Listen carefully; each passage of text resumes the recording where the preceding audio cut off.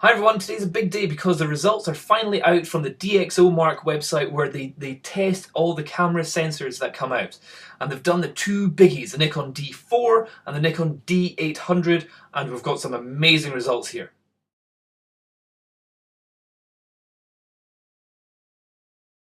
Okay, so the first thing we're going to go into here is looking at the Nikon D4. Now this is the flagship camera from Nikon and it's around about the £5,000 worth of kit for the body alone.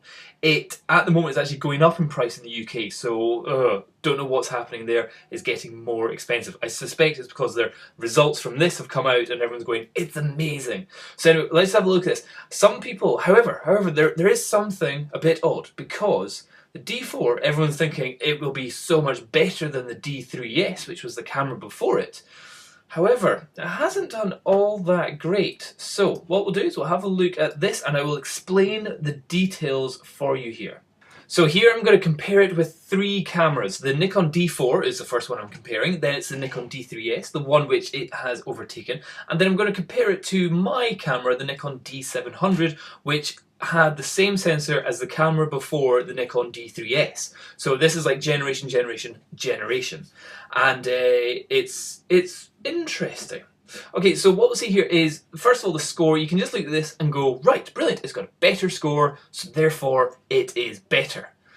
However, if you look carefully, you'll notice what lots of people go for the Nikon D3, the Nikon D3S, and what people are expecting the D4 is the brilliant high ISO performance. So in other words, you can have your sensor really sensitive to lots of, or to very little amounts of light, so at very high ISOs, and it will have low noise. In other words, the grain and the colour and all that kind of crap that comes out in the screen whenever you are shooting with high ISO. However, it's not as good as the D3S. If you look down here, sports, low light performance, it's getting an ISO rating of 2,900 and something. The D3S got 3,200 and something. Okay, these are all better than the D700, but, you know, not like a huge amount. Not like it doesn't seem like a whole stop's worth either. So this is quite surprising. So those of you who may have already sold your D3S because you want to get to the next camera, the D4, and you didn't wait until the scientific specs came out, a little bit of a worry. So anyway, we'll look here at the measurements, because there's two different types of measurements. There's your printing measurement, and then there's also your on-screen measurement.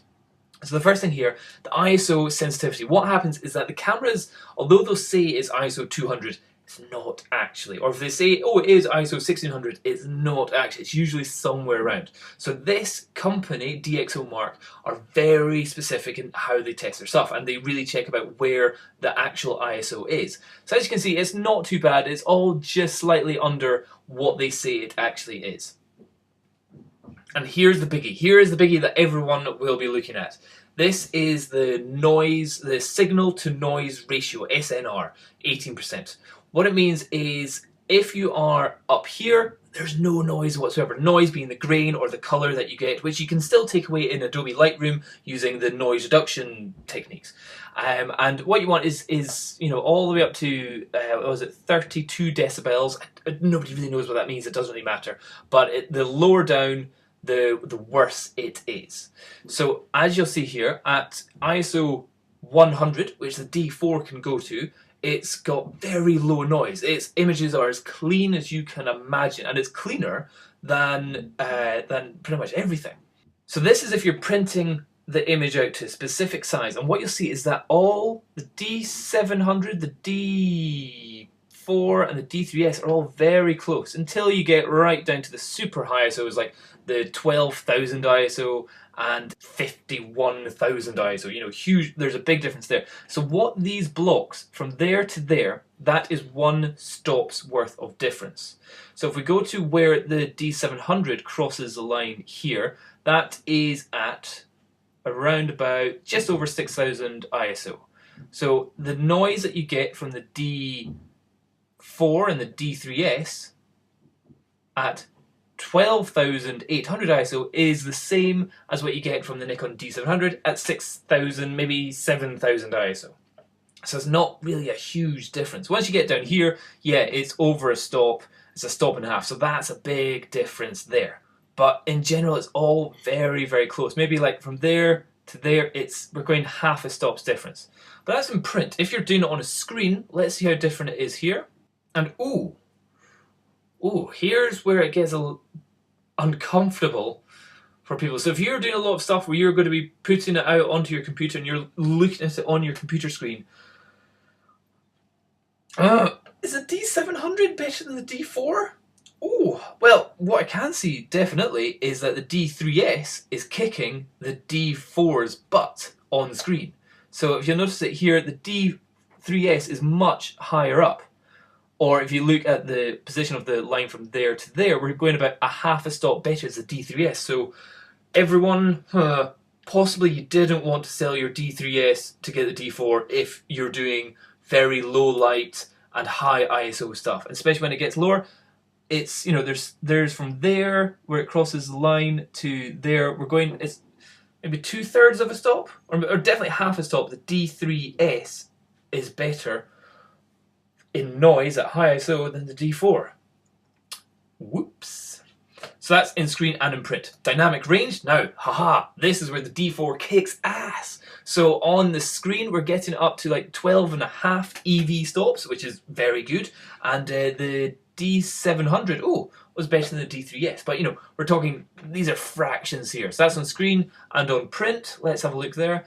On print, it looks like the D4 is kicking ass. The D4's dynamic range, which normally gets a lot less as you go up in the higher ISO, just meaning that the bright bits are totally more blown out, and the dark bits are totally lost in any kind of texture or anything like that, and it just becomes more like a black and white image kind of thing. And here you can see the D4 can be up to ISO 1600, where the D3S and the D700 would have been at 400. So that's very good. That's very good. Tonal range, they're all pretty much exactly the same, but again, the D4 kind of does well. At the very lowest ISO, the D4 does the best. However, later on, it's all pretty close together. On screen, pretty much the same thing.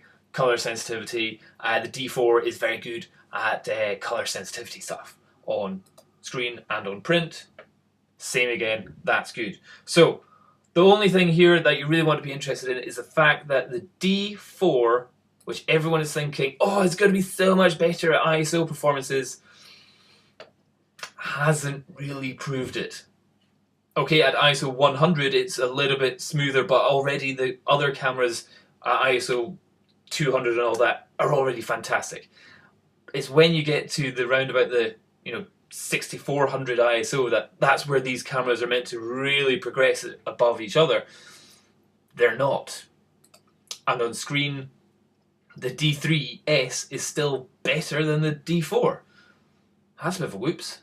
However, the biggest news here is that we have a new king of the DxO mark, and it is a Nikon. Brilliant, I like that.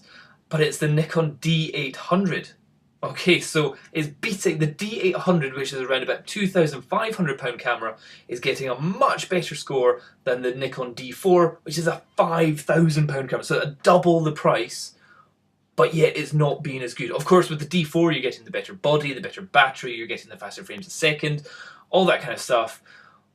But if you're looking for just like the best sensor you can get, looks like the D700 or the D800 is the new king.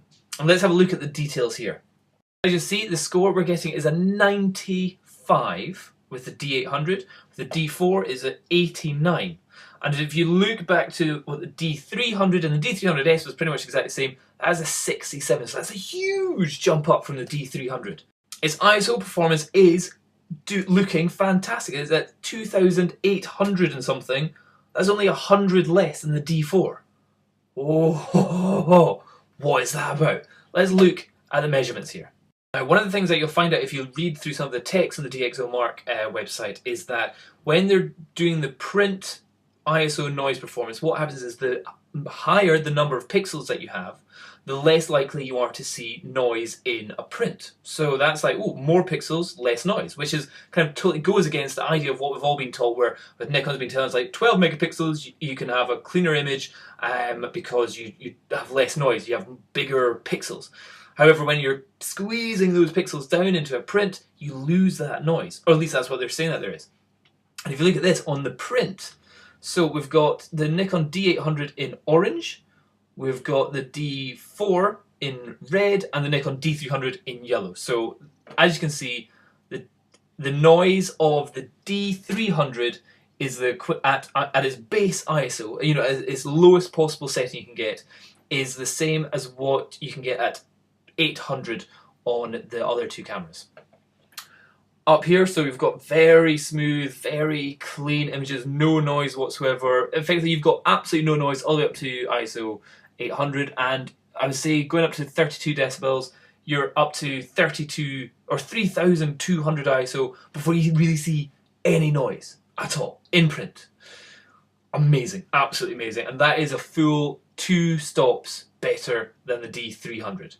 The D4 still manages to go on for a lot longer, but down here the image is just going to be destroyed compared to up here where it's very nice and smooth. So yeah, going below 24 decibels, just pretty nasty. But that's on print. What's it like on screen? I suspect, I haven't seen the results here, but because you can go to 1:1 on screen, I suspect the D800 will be lower than the D4. Let's check. And correct. Okay, so yeah, oh wow, actually that's a big jump. Certainly at its lowest ISO is there. The D4, the D800, its base ISO is the same as, you know, as the D4 at 200. So it's like, that's a good stop there. So let's go along a little bit. So let's say we're down here about ISO 1600, and that is a stop better. So the D4 on computer screen, whenever you're looking at it, the D4 is a full stops better. So what that means is that the noise and grain and horribleness that you get in your images on the D4 when you're shooting at ISO 3200 will look the same as what you get with the D800 at ISO 1600, if that makes any sense to you. And on screen, because you're getting much closer, it's not hugely better than what the D300 was giving us not that long ago. I would say if you go from there, it's maybe 2/3 of a stop better than the D300. Or actually more like half a stop. Dynamic range, oh my goodness. This is something which so many people have said, this is what we want Nikon to work on. We want better dynamic range. Dynamic range means you can capture more in the brights and more in the shadows and just capture everything, and it's great for HDR stuff, and it's just great for capturing the image that you're wanting to get.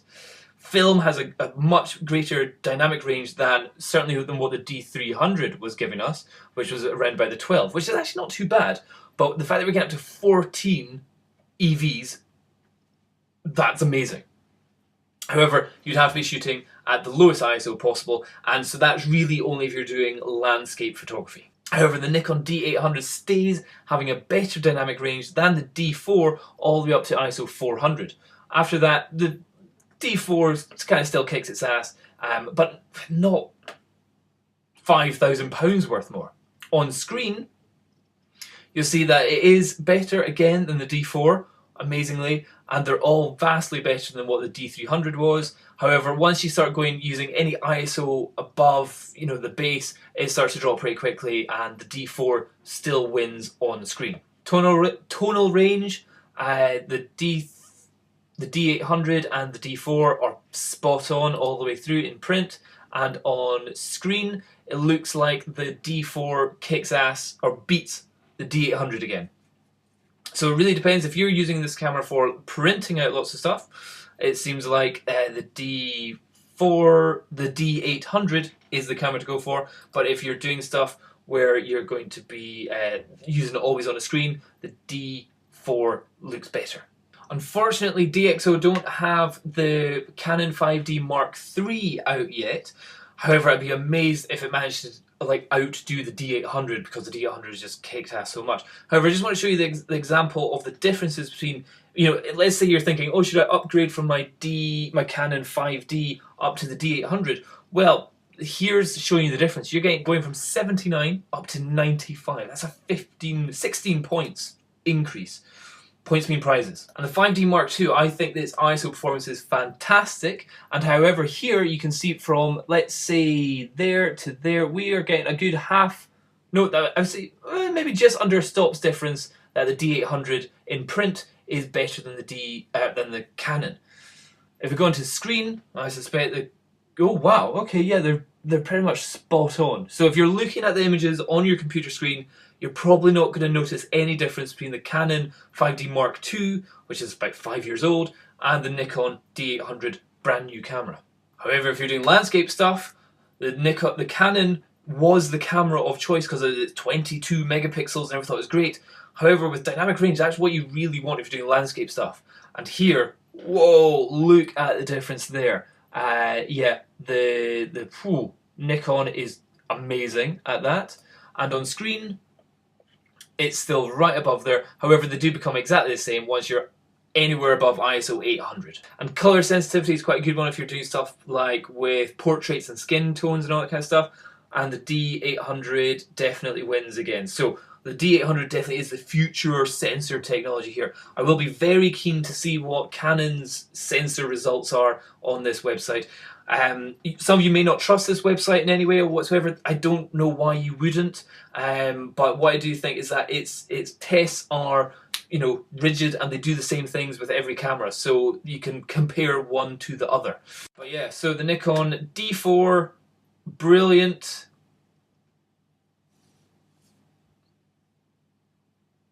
If you're looking at your pictures on screen, the Nikon D800, even better if you're doing it, printed it out. Whew. So, yeah. But compared to the D3S, seems like there's not a huge difference. I certainly, if I had the D3S, I probably wouldn't have sold that and spent another, you know, if you sold the D3S and you bought the D4, you'd probably spend about £1,000. But have you really gained anything? Maybe an extra frame a second and some better video. Interesting. Very interesting. Have a little check on this website yourselves, and you can compare it with any camera that you want that they've already tested. And I'll put the link down below. Hope that helps, guys. Cheers. Bye-bye.